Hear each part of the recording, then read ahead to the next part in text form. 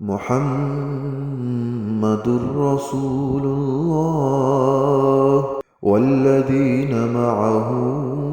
أشداء على الكفار رحماء بينهم تراهم ركعا سجدا يبتغون فضلا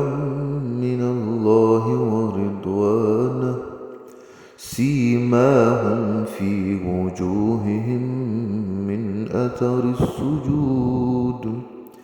ذلك مثلهم في التوراة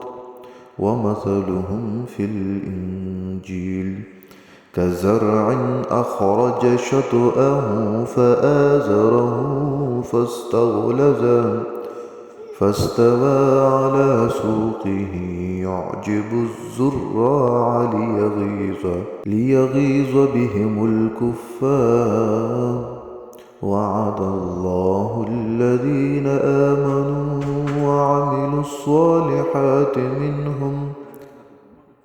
منهم مغفرة وأجرا عظيما.